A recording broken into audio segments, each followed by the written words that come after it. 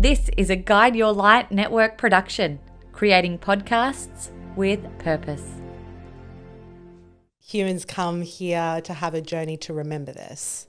And so we go through a process, and in human design we call it conditioning, where you forget your essence. You forget that you are so powerful. You forget that you are so intuitive. And I don't see that there's anything wrong in that forgetting. It's part of being human. Welcome to the Things You Can't Unhear podcast. I'm your host, Maritza Barone. Get ready to hear moments that will help you to see the world differently and inspire you to become the happiest, healthiest, and kindest version of you. Buckle in today, my friend, if you love deep chats about life, because today's episode is all about understanding ourselves at the deepest level to live a life that feels true to us.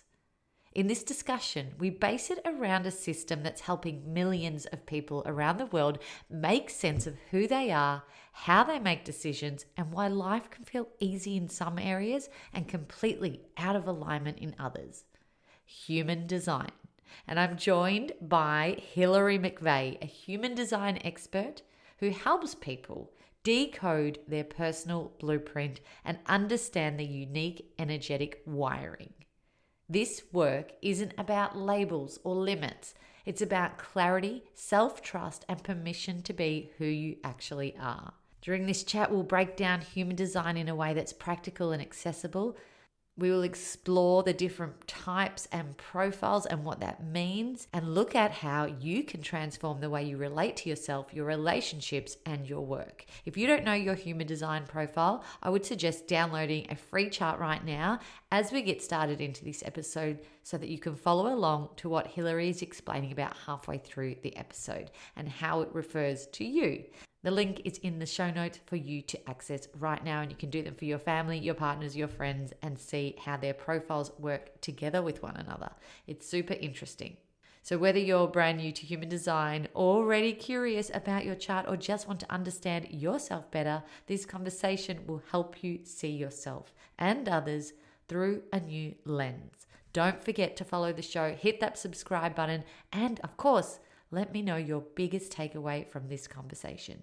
Hillary McVeigh, welcome to the Things You Can't Unhear podcast. Thank you so much for having me. I'm so happy to be here. We've already been chatting a million miles an hour, so I know this is going to be a really impactful conversation. But I'm going to start by asking you something that I think most people would cringe to be asked. And I'm asking you this question because you've done a lot of work and you probably can answer it really well and truthfully. Who are you? Divine, the divine, universe, life force, infinite potentiality, infinite possibility, everything and nothing, a vessel for divine energy, a container for life force. See, I knew you would know how to answer that. And you know, that question can be so hard for so many of us to answer. Who are you? I know. I don't know. Who am I? I'm a mum. I'm a podcaster. I'm a business owner. Who are we? I know, and there's so many illusions that come up with that question, because instantly, especially as women, we jump to roles of who we are for people. We might even say like, yes, mother or daughter or human design reader or podcast host, and say all these roles, and absolutely that's a flavor of the divine. But how I see it is that, you know, we're trying on these roles. It's like it doesn't define you as a person, because if you define yourself as a role, it's flimsy, you know. How are you when your kids grow up? How are you when they go off and they live their own lives and they might not call you every week? Or who are you if you get sick? I was just recently, what's that actor's name? Did you see his reel? Eric. Yeah. I have exactly seen the reel, and I've got it book noted for TV tonight. He beautifully said it. He just said that, like, when he became sick with cancer, he wasn't able to be the father. He wasn't able to be the husband that he once was. He wasn't able to work. And so he started thinking about, who am I? And so for me, it started to realize when I was working in law and thinking like, this isn't who I am, but I'm trying so hard to become this person or be who I think everyone wants from me. And yeah, it's an illusion, and you then cling to things and you try and control things. And so how I see it is that you're a body holding life force, holding the divine. And the same with you. It's like we both just connect with the energies. And so that has always been the most freeing thing for me, even though it can feel a little bit like hard to grasp. Mm-hmm. It opens and liberates you, because then, okay, I can do anything then from that place, or I can be anything, or I don't have to do anything, or I don't have to be anything. It brings a sense of choice then of who do I want to show up in this moment. Like it's fun to be the wife, it's fun to be the fiance, it's fun to be the mother, it's fun to be the work role, but it doesn't define who you are. It's so important in our lives to truly understand that, I think. And not many of us get to that point where we ask the right questions, so we do understand ourselves at a deeper level. And, people listening right now, you gave quite a few examples before about, people who identify as the worker or the mum, or when the kids leave home and you're the emptiness. That's a big part of someone's life when that does happen. And then sitting on the couch, drinking a cup of tea, going, who the hell am I and what am I doing today? Like what is this life even about? Why do you think it helps us so much to go into our lives knowing exactly who we are at a deeper level? I think you see the truth then. So I truly believe that humans come here to have a journey to remember this.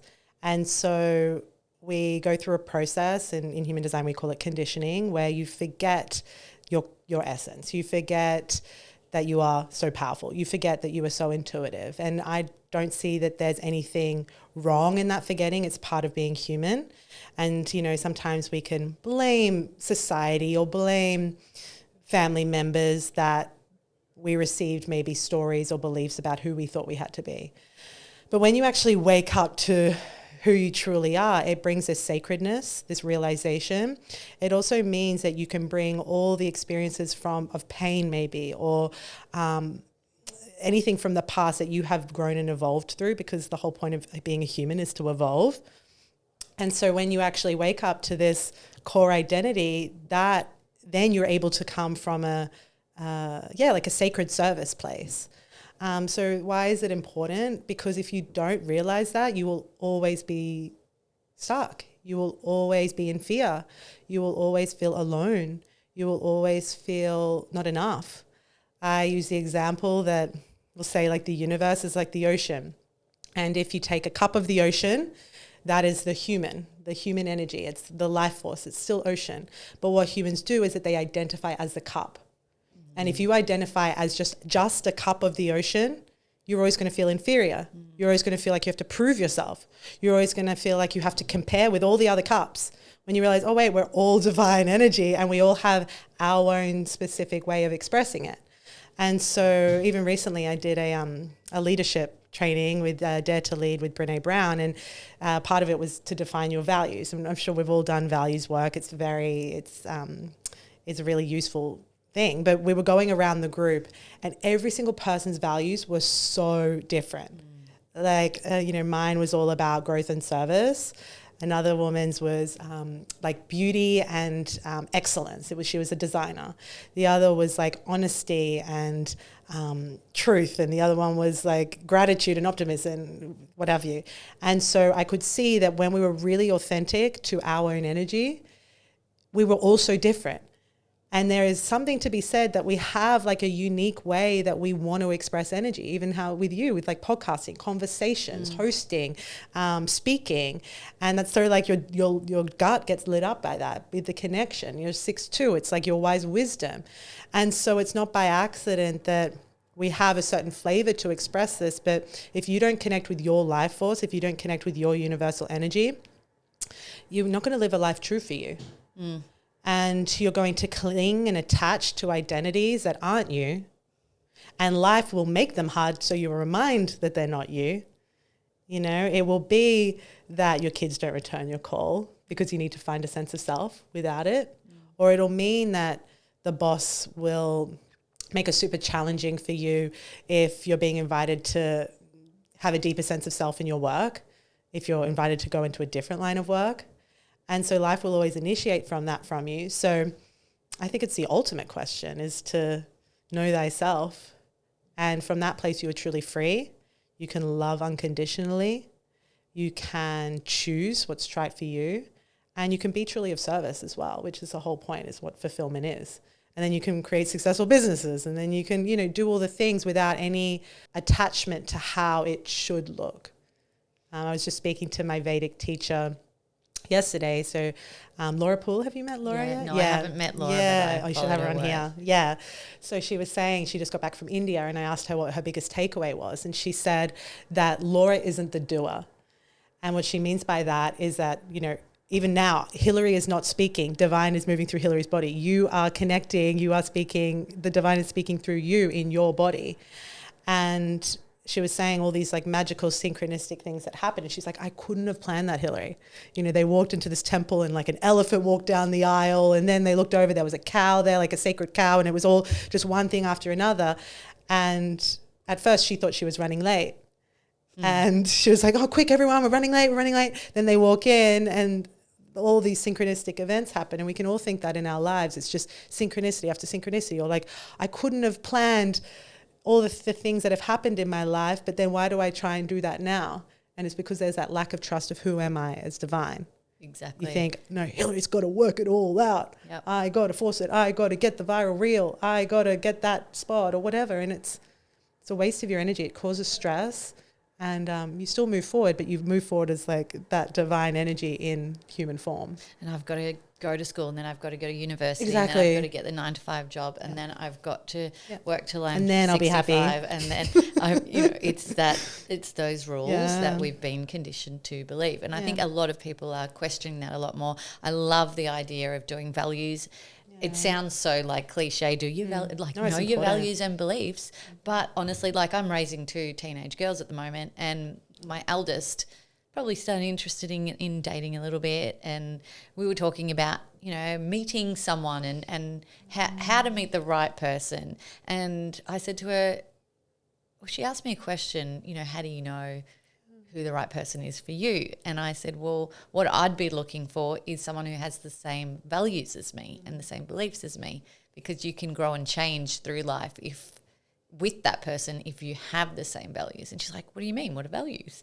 So that was a really great way to open a conversation around values, because you're right, it is so important. It is who defines that true essence of us that will remain pretty consistent throughout our lives. Absolutely. And it helps with your decision making then. And it helps, what I really found, it's like you can't explain why your values are your values. Yeah. We had this big page of, 100 words of being like, okay, choose your value. And for some reason, these 2 words just, stuck out to me, and they're totally different ones for other people. And I believe it's like an energetic coherence in your body saying like, there's something here, or this is for me. This is what I've been tasked to focus on in this lifetime. This is what I've been tasked to grow and contribute in this way.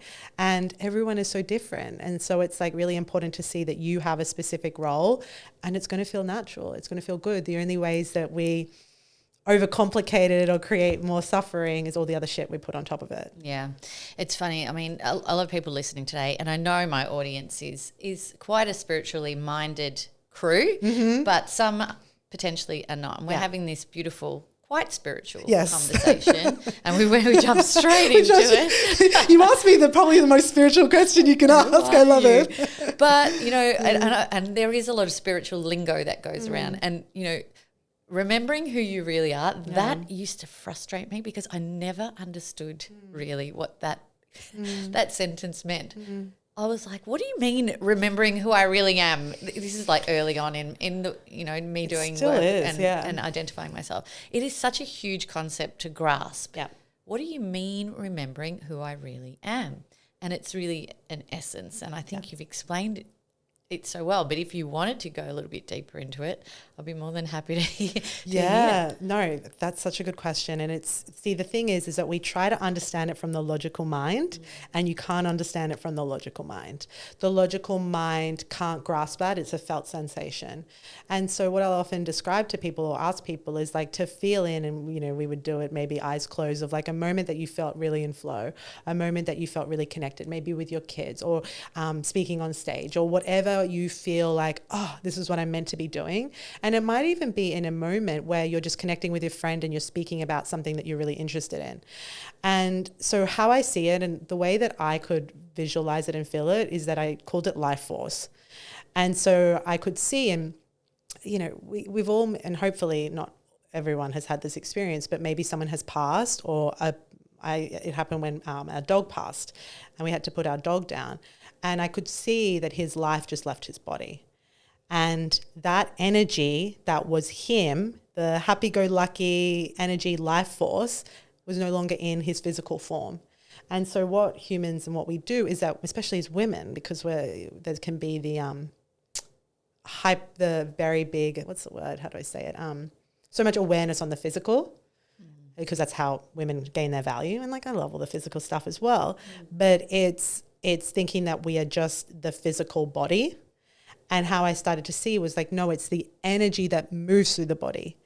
And when I was more and more connected to that, I could start to see that I started attracting different people. All of a sudden, all these incredible women were starting to come into my life. I connected with my partner. I was able to, create community within my work. And it was just because it was my life was moving through me.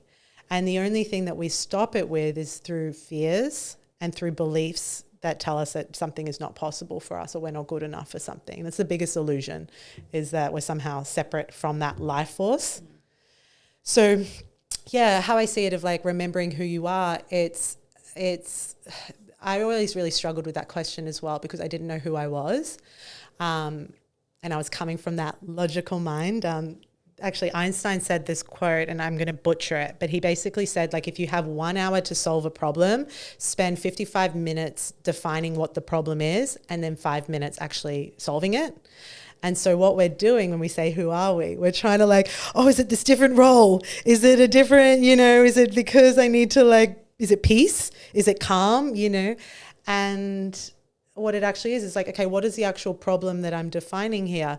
Is it that I have somehow created these identities or roles of who I thought I had to be, which, yes, there's an expression there, but at the core, this essence is a felt experience. So putting yourselves in places where you feel that, being around people that feel that, starting to release. We were speaking off air, when something feels like a no, be honest with that and true for that.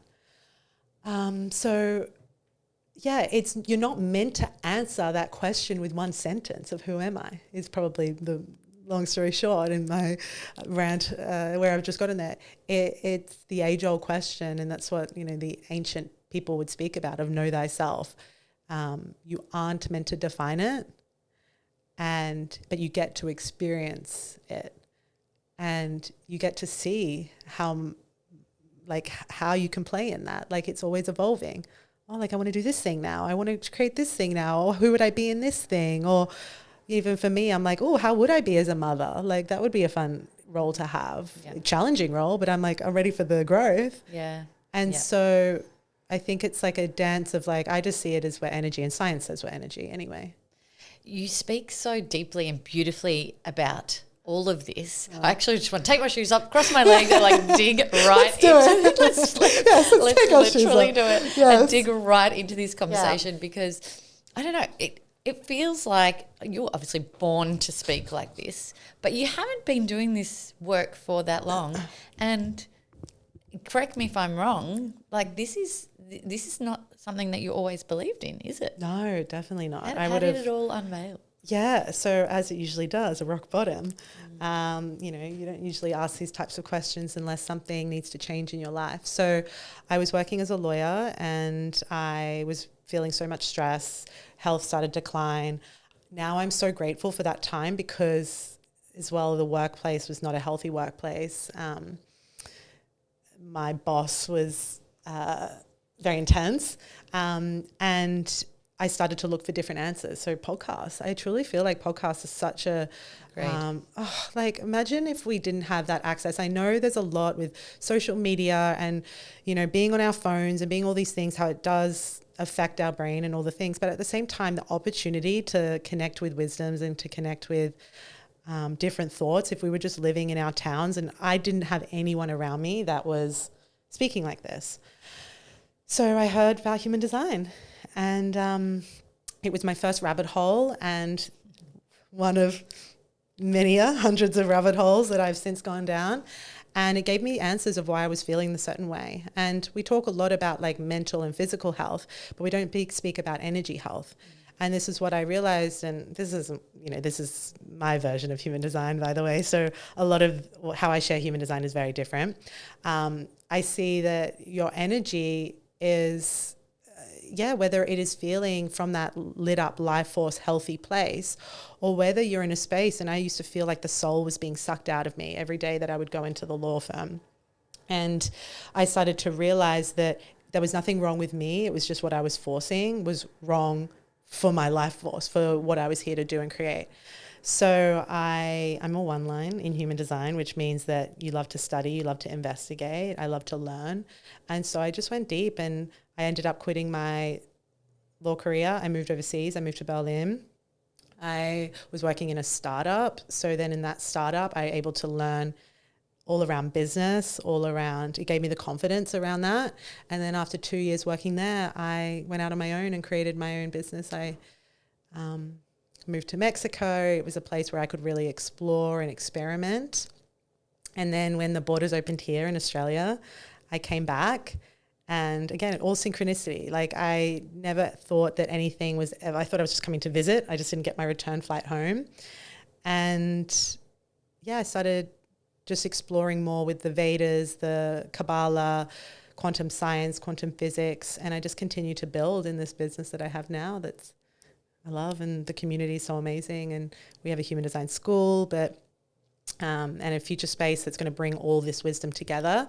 But for me, it's all about embodying and experimenting as you learn. So I love this shit. So do you know what I mean? Like, it's like whatever anyone loves. Yeah. It's like I love to devote my life to it.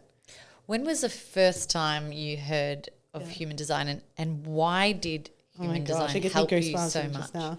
I was walking along the beach. I remember exactly where I was. I was staying down at the Gold Coast with my partner's friend. We were there for the weekend, and I went out on a walk that morning. And this is how I was not spiritual in the slightest. It was like my little secret. I remember being like, okay, guys, I'm just going to go for a walk. In the spiritual closet. Yes, 100% in the spiritual closet. I was like putting on my little spiritual podcast. They're off starting to drink. And I need to medicate. Exactly. I need to meditate before I can have a drink. Exactly. I was in that half in, half out. Yeah. And I just remember, and it spoke about being a projector, and it was like a full body experience of almost feeling like a lightning bolt was going down through my body. And that's a rare case when it feels that, obvious and extreme. But my belief system was so against that. So it wasn't like I was like, oh, I'm going to start a human design business. No, that was not ever in my realm of possibility, because I was living from my finite mind. I was living from my five senses. If I can't see it, taste it, touch it, hear it, know it, then it can't exist. It's not possible. So I was definitely based on a limited consciousness. And so I just kept expanding, with everything that I was learning and everything that I was then trialing, every discomfort I had. Like when you move through the discomfort, you start to expand your capacity of what you can hold and receive. And with every bit of it, it was like, okay, I started to create more trust and certainty in myself, in that like what was possible, rather than, my conditioning. So I just experimented with human design, and it changed my life, and just kept following the breadcrumbs and the ideas and the curiosities. And I was so scared and so embarrassed. Like shame is your most powerful, the most debilitating emotion. And I was so full of shame. Like I would have been mortified as a 20, in my early 20s. But now I feel it's exactly what I'm meant to be doing. And going from law into this is so, so different. But like listening to you speak, you obviously speak so well. You're educated. You pull words together. You pull ideas together really well. Nothing is wasted, right? With what you learnt and what you absorbed through being in law and having that experience as well.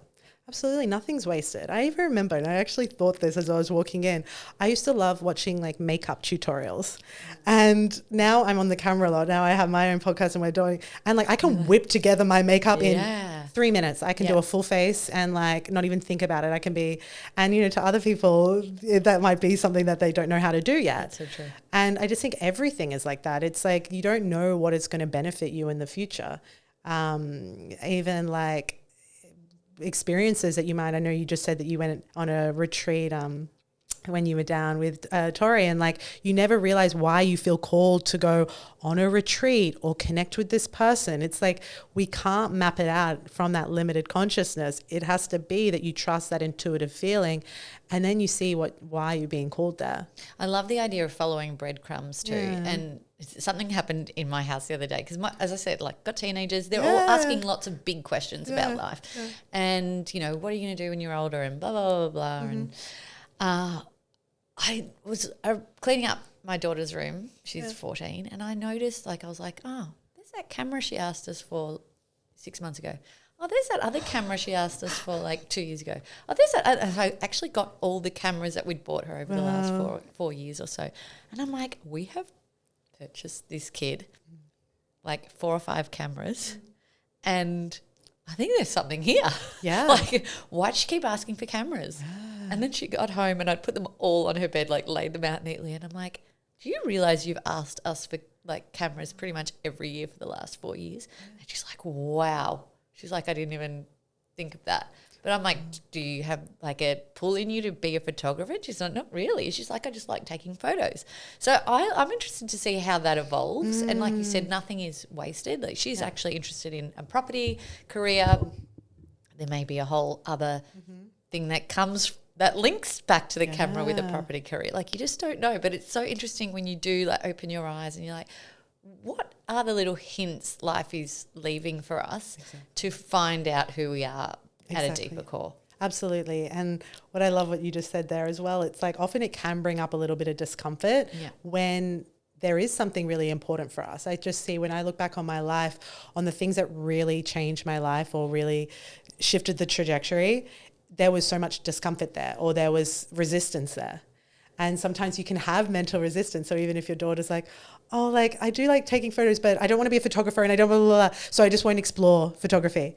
And it's like, no, there's like you can just try, like there's no pressure or there's no, like we can jump ahead to see like what does it mean if I do invest my energy. It doesn't need to be your career. It might be a hobby that you like to do on the weekends. Yeah. Like who knows? Yeah, but discomfort can be there. And like maybe it's also a sign, first time when you just said that to me, I was like, maybe there's a sign for you there to pick up one of the cameras. I love taking photos as well. I've always loved the camera in any capacity. So I'm just like, okay, maybe you just maybe it's related to me. I'm like, where are all these cameras coming from? It's like raining cameras. Your RAS system, your reticular activating system's found it all when you need it. Yeah, so interesting. Yeah. So what is your human design profile? So I'm a projector. So that is quite a rare profile? Yeah, it's about 20% of the population. Okay. So the projector it's always a bit cringe when you talk about your own one, but projectors are the guides, are the seers, are the ones that are often seen as like the leading you forward with different thoughts and different perspectives. So the projector has a really powerful way of like seeing things and being able to see it very clearly or create a reframe or create efficiencies. It's very much about like the other and like supporting and guiding the other. Well, you're in the right role then, aren't you? Well, see, it's like what you naturally do though, you know, and yours is all about creating and building from life force, from energy, from, like sharing wisdom, connection. Your 2 line is like as well, very like you need your own space, but then you come out and you share, but then it's like retreating is really powerful for you. Yes, that's so true. Very important. Yeah. So let's break it down for people a little bit. So there are 4 different profiles or are there 5? 5, yeah. 5. So do you want to explain Technically, you're actually correct with the 4. So there's been like an adaptation with human design that says that I like to say that there's 5, but technically speaking, it is actually 4. And I'm just going to pause for 1 minute. Just if anyone's listening and they do not know their human design profile, they can jump on your website right now and get a free human design chart download. The links are in the show notes. So just click that link Yes. right now. Pause it. Get your free human design. What do they need to know? Their time of birth, their location of birth, And their date. and their date of Yes. birth. Yeah. And if you don't have the time, just do something close to. Like it's fine. Okay. It's fine. Yeah. Good, because I don't know my exact time, so that know. makes me feel better. Yeah. So the 4/5 types. Yes. So we'll start with, so I'll finish off the projector. So the projector is, they are usually the people that give life advice, that are everyone's coach. And so it's really beautiful for a projector to be in a role where they can give their perspectives. And it is important for a projector to feel authentic in that, because if you're in something, a lot of the time projectors are trying to prove themselves. So if you're in something that, as we said, like you're just climbing the ladder, it can feel a really deep sense of bitterness for a projector that feels like their energy is not being used where it's meant to be used. So if you feel a sense of bitterness as a projector, like follow your curiosities, follow the thing you care about, follow the thing you study, follow the thing that you have thoughts on. That's not by accident. Share your thoughts. That's where you're going to be in your signature self is success. Did you feel like that when you were in law? No, I did not feel successful in law. Did you feel that bitterness? Yes. Yeah. Yes. And it was so interesting because, it was always felt like a uphill slog. I got really great grades. I got into a great firm, and I just felt like never seen. And it became to this point, and then I realized I was like, because I'm not meant to be seen in this. This isn't my thing. And I remember even specifically like, I would ask for the raise and it didn't happen, even though like I was exceeding so much. And I just remember it was like constant rejection and things. And I just see now that it was because I was being invited elsewhere. And then once I was in this career, like, yes, you build it. Yes, nothing is ever overnight. And I think that's the most distorted view, and really not a helpful view for people starting out, to think that it's overnight.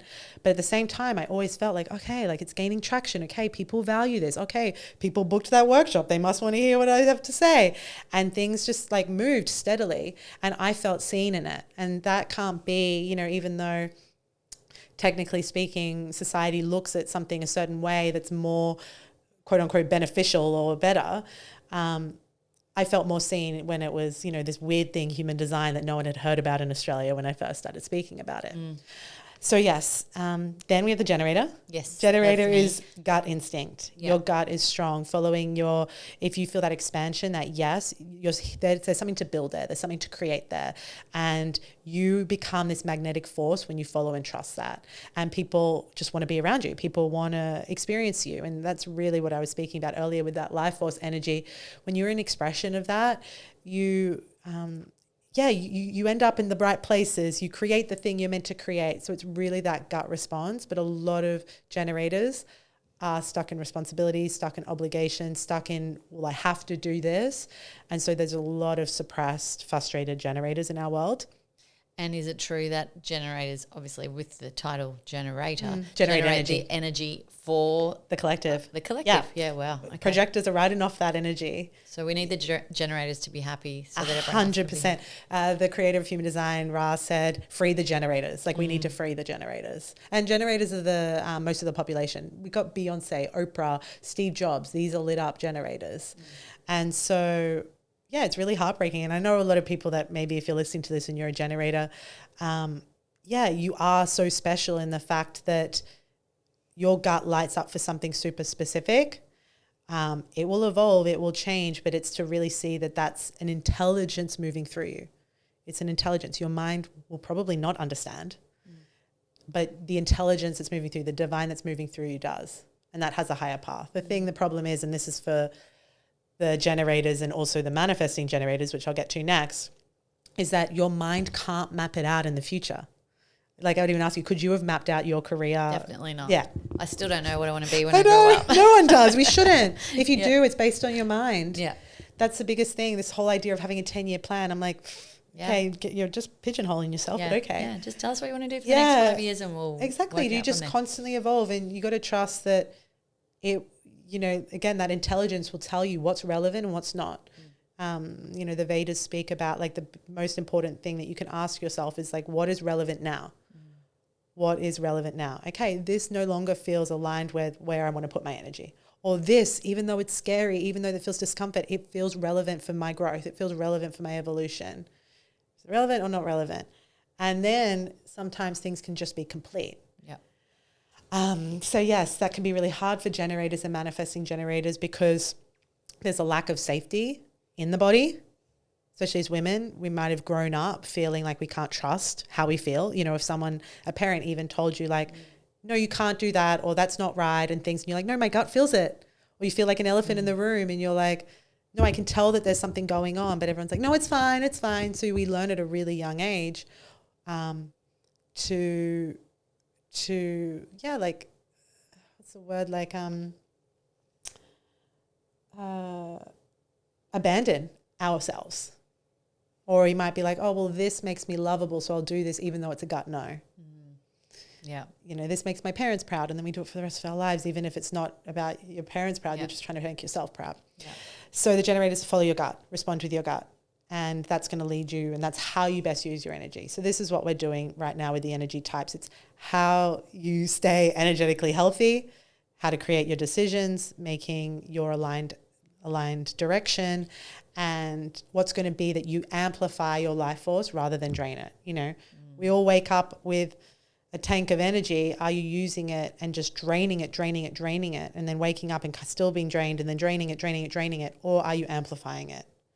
Yeah, I love that. And it just like, it feels so true. Yeah. That profile feels so true for me. I really wanted to be a manifesting generator. Everyone wants to be a manifesting generator. We all have the devastation when we realize we're not a manifesting generator, but they're all good, you know, they're all perfect. And once you kind of really like have the mental, like now that you know more about you as a generator, like play with that. Notice when your gut, notice when you're building. Like the generator is like creates legacies through building. Sometimes it can be frustrating for MGs because manifesting generators, because they jump around a lot. Right. Okay. We just have the societal conditioning that if you do more, you're better. Yes, exactly right. Well, then if you're a manifesting generator, that means you can bring it into your world a lot easier. No. That's the No, everyone can powerfully manifest. There's not one person that's more manifesting. It's just when you align with your energy, all can manifest like crazy. But with the manifesting generator, their gut just changes a lot. So they may be really lit up by something, and 10 minutes later or 10 weeks later, they're complete with it. It no longer feels resonant. So the manifesting generators have lots of different passions, lots of different hobbies. And look, we're all multi-passionate humans. Every single human is. But the way that an MG works is that it's like very like hands in lots of different, fingers in lots of different pies. They're very fast moving. And they can be doing lots of different things at the same time, and it makes sense to them. To other people, it might seem a lot or it might seem chaotic. And so the big thing for the manifesting generators is to just own their process and to let themselves experience all the different things. Be multi-hyphenate, be multi-passionate. Yes, if something no longer feels relevant, let it go. Let it go. It's such a big death and rebirth process as a manifesting generator. So follow their gut again. It does sound tiring. Yeah. But to them it's not. Yeah, that's right. So that's the thing. Yeah. If they force themselves to pick one thing, like I would find that so tiring. Yeah. But it would actually feel very boring to a manifesting generator. And it actually feels very like they just feel like they're stagnant. And so that is like poison to a manifesting generator. They feel engaged when they're my soon-to-be sister-in-law, she is a manifesting generator and she just loves all the things. And like she's a mom and she's doing all these things, and I get tired even thinking about it.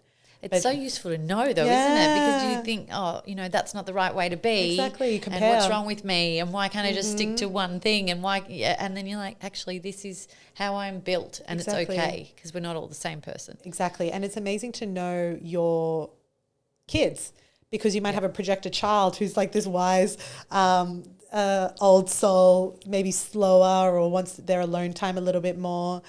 And then you might have your MG who wants to do 100 different after school sports, but you're telling them, no, you pick one.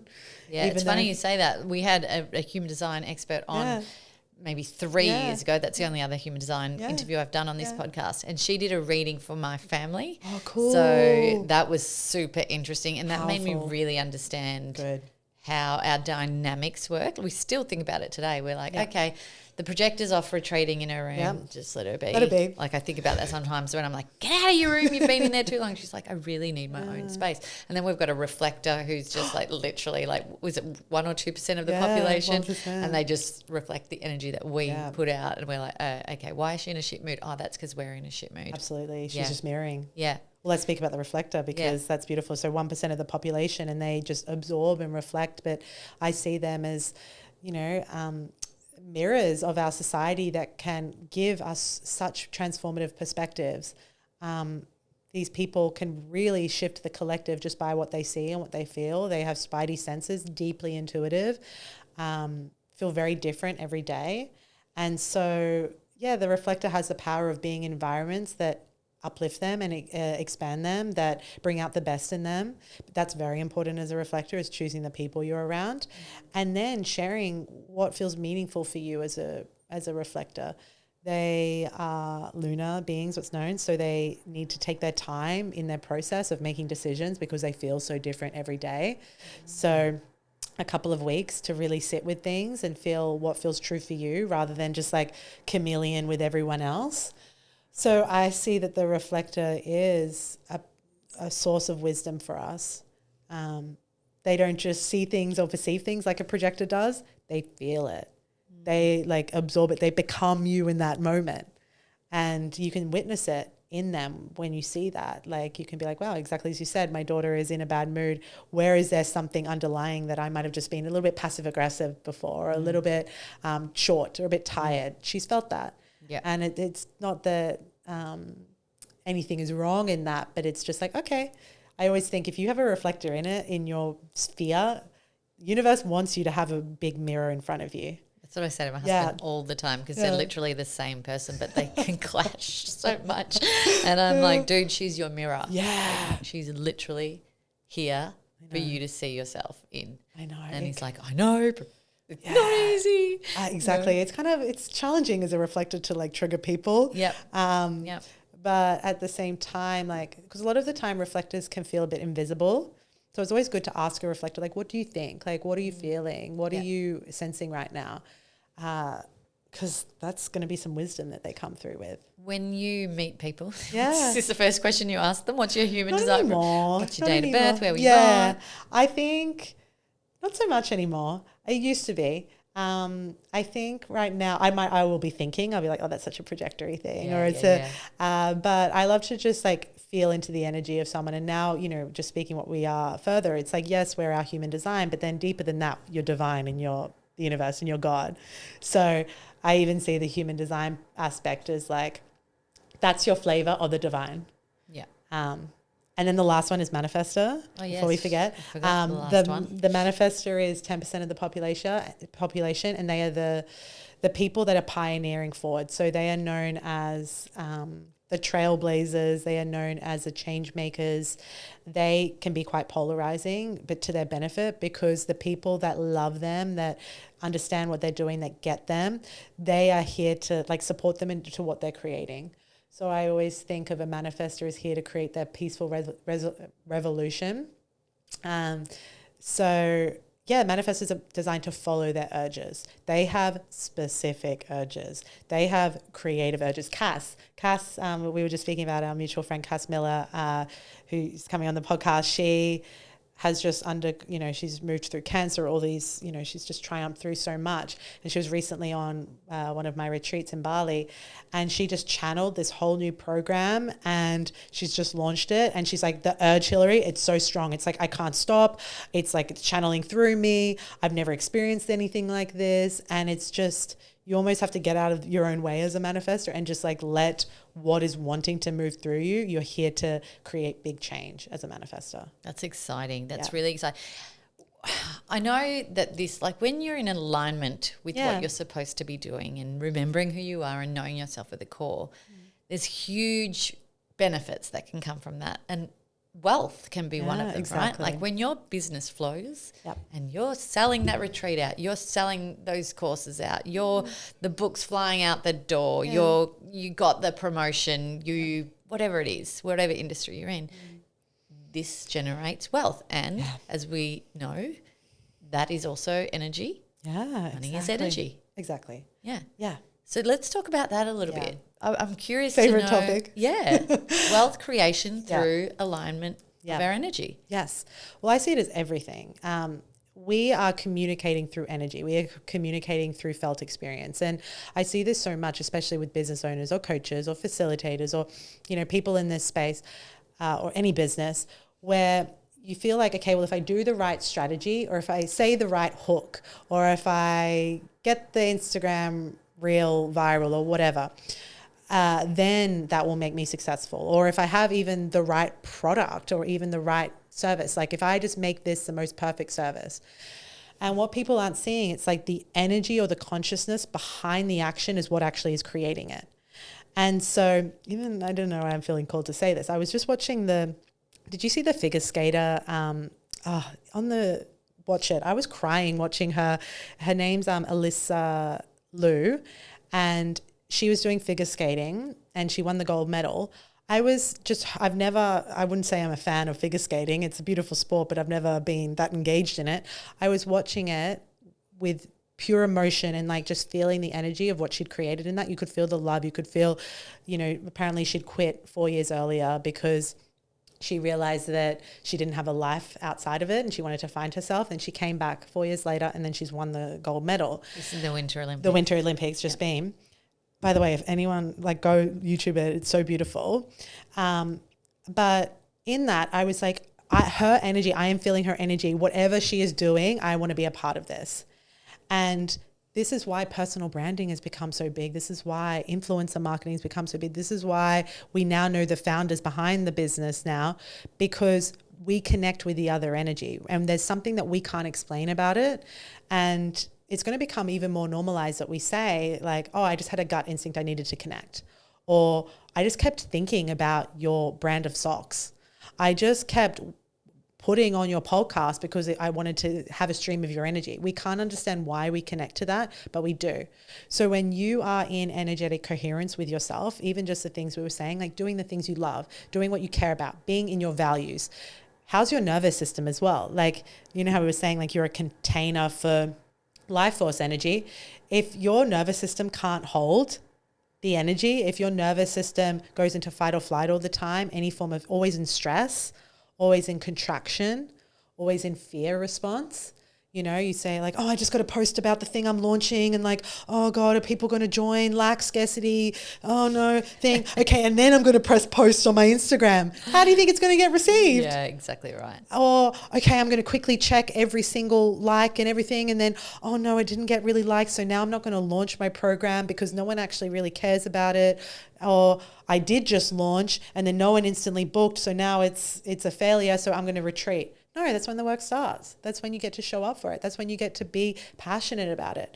So I see that your energy is your currency. Your consciousness behind it is your currency. It's going to be whether someone connects to you or not. It's going to be whether someone sees that there's like substance there. It's going to be whether someone feels like your nervous system can hold them. And so it's rarely actually about doing the right thing. It's just checking your energy. And how simply I do it. It's like I just check my energy before I do something. Like, is this coming from a genuine place? Am I excited about this? Is there I'll get a download and then I'll share it rather than being like, okay, I'm going to post this thing because it will mean that people like me, or it's what that Instagram person said to do, or I'm going to fully do a rebrand so that, I look more polished rather than, no, I genuinely feel like in a different identity. So I'm going to do a rebrand. Yeah. It's like, just check the energy behind things because it's felt on the other side. That's why I don't even believe in funneling or anything like that, because people don't like to be funneled. Don't start me on funneling. I went down this whole funnel I did too. path it doesn't work. And I thought, that is not me at all. And I don't believe in spamming people with emails 12 times a day to get them to buy my product. Exactly. Absolutely not. But even, sorry. Well, I was just going to say, even I've always found that when I'm in that energetic place, so for example, it's like following where's relevant. So if you feel called to slow down that day, and there's a reason why you feel called to slow down that day, it'll often be maybe you get the idea, but also as well, I've found that my business succeeds from it. On the days that I'm feeling called to more share or more produce, then I do that, and then your business benefits from it. It's like there's the energetic component that often gets missed, and it has to be like, what is I always just check like gut, heart, throat, is it in alignment? And then moving forward. So can you talk us through that? Like, let's maybe do that process. Okay. So first thing in the morning, have a practice where you're connecting with yourself. So I don't touch anything. I don't do anything until I've had a nature walk. I'll have like made my drink. I'll do a meditation, maybe pull a card. I'll have a bit of a morning, even if it means you get up. And I know if you've got kids, it's harder. Get up really early. At 3 a.m. I'm sorry, but like unless your kids go to school, then come home and do it. Yeah. But yeah, you might have to get up half an hour earlier. You know, the Vedas say get up with the sun. I'm not doing that at the moment, but that's my intention to go back to that, because there's nothing better than getting up with the sun. You're getting up with life force. So I will get into the energy that I want to create from. Put on a podcast that uplifts you. Put on music that you literally feel high on life from. Or for me, it's always nature. So I'll go for a walk and be in that energy. Then I'll come back and be like, what am I actually really inspired to create today? And so maybe it's like, okay, I'm going to do the podcast. I'm going to do all the things. And now, okay, I'm selling something or I'm creating something. Oh, I feel constriction in my body. And so you always have to just be tapping into your body. So, okay, I feel fear right now. I feel discomfort. I'm about to launch something. I'm just about to launch something that I'm really excited about, but it's also like, it's something new. And so I will check if I'm about to post something online. Okay, I feel a constriction in my body. What's happening here? Like, what's my attachment? So you can check with your gut of like, do I feel expanded or do I feel constricted? And I'll even do it now, like closing your eyes. So is there something that you're wanting to create in your life at the moment? Yes. Okay, envision it. And if you want to share it, or good if not. How does it feel in your gut? It feels just like at ease. At ease, beautiful. That's that grounded sacral. And then in your heart, how does it feel? It feels like if it's meant to be, it will be. Okay. And then does your throat feel like it's expressing it, and does it feel like safe to express it? Sitting here right now is a moment where I feel my truest self. Yeah. So my goal is linked to this. Cool. And it feels so on purpose. Beautiful. So when you go to touch it, when you go to write it, when you go to create it, when you go to share about it, ensuring you're in this energy, because what can happen is you go to share it and your throat goes constricted. Okay, get curious. What am I afraid of right now? I'm afraid that if I share this, it will get rejected. Okay, like sit with that. Okay. And then coming from a place of, okay, no, I'm coming back from my authentic message. What do I actually care from? That heart energy, and moving through that. Because a lot of people will feel a disconnect in one of those energies because they are not in the alignment. So if you even think about your day to day, and I'll even ask you that, like even the person that's listening to this, closing their eyes and feeling about their day to day, what they currently do for their profession, or they spend most of their time, how does it feel in your gut? For a lot of people, they will say constriction. Doesn't feel good. And then it's just information then. It's information to say like, okay, well, what part of me is forcing something? What part of me feels like I have to do that? And I don't believe you go from 0 to 100 and it's like just quit everything and just start again, because your nervous system can't hold that. Your nervous system will go into full survival, fight or flight mode and won't let you do that. But it's about saying like, okay, well, where can I start making the shifts and changes so that I can start feeling more free to be able to feel more express. You know, sometimes it means like you do something on the weekend or you start building something on the side, because then you're creating evidence that it gets to be different. That's what I did. I did it all on the side. And I started being like, okay, I just did this human design reading and on the weekend, and like it felt really good. I was nervous, but I showed my body it was safe. And when you're in that stage, you're so thirsty for it, aren't you? I was exactly the same. You know, you get the first book and then you get the second book and you get the third book and you're like, oh my God, I cannot stop absorbing this information, and then I feel like it goes in peaks and troughs, and you've absorbed, and then you need to like sit with it and let it become part of your life, and then you're ready for learning again. And so it sort of goes in those waves for sure. And that's how we change as people, right? That's how we go towards who we really are, and start choosing the things that light us up even more. Yeah, well, that's that integration of it. It's like, and again, you trust your body of like what's relevant, what's not. I'm exactly the same. I'll go through periods, maybe, you know, at the first it was like a whole year of just being insatiable, learn more, like receive more. And then, you know, even now I don't really listen to that many podcasts. It's like a lot of the time it's silence or my own thinking. And then sometimes I'll be like, okay, I'm ready to receive again. I'm ready to learn again. I'm ready to absorb again. So it's just like what is relevant, and your energy will always tell you. Yeah. Your energy will always tell you. Speaking of podcasts, I loved yours. I did a deep dive into it the other day. Thank and you. I know we've touched on a lot of human design here today, a little bit, but the ideals are through it. But if anyone listening really wants to jump into what human design is and how it works on a deeper level, it's Designed as You is the podcast. Yes. I went all the way back to episode 1. Stop. I did. And I was like, right, I want to go from the beginning, and I listened to the first like sort of 5. And they were great. They were so great. But I think you've got an episode where it actually breaks down each profile in a deep way. So that's really great. And I think, you know, there's the numbers as well. Like I'm a 6'2". I'm only just learning what that means. Apparently my years are right now, so between the 40s and 50s. So that is excellent news for me. And I was saying before we hit record, you know, with my career, I've always felt this deep urge to go big and be out there and you know, put all of my time and effort into it. But I've had this resistance because I had young kids and I didn't want to miss out on anything while they were growing up either. So I think I held subconsciously myself back a little bit because I was like, no, I don't want to get on the plane and travel for 3 weeks because I don't want to miss school pickup. I don't want to miss school drop off. And I think now when they're a bit older and I can see that their independence is there, I'm like, I'm ready to do that. And it makes complete sense with what you said, being a 6'2" profile and sitting into that time where the wise years are, you know, ahead of us, then maybe it is the right time for me now. Yeah, and I just feel like every season has different purposes. It's like, you know, we, again, in our like societal, we think, okay, work is like more of a important purpose, but you can be like, no, right now it's feeling really relevant for my energy to go in that direction. And it was like, 10 years ago, it was raising your children. Exactly. And it's like, you got to trust again, what's relevant, what's not. Yeah. Yeah.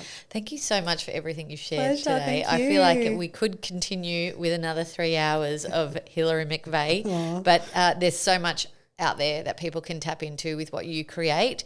What are you working on at the moment? You just hinted on something I want to know now. Yes, it's actually, it's called The Expansion, and it's this space where you're able to expand your capacity to receive with your nervous system. We're doing all of this energetic coherence work, identity work, so that you are actually able to receive and, you know, manifest what you're desiring. It's going to be a lot around business and work.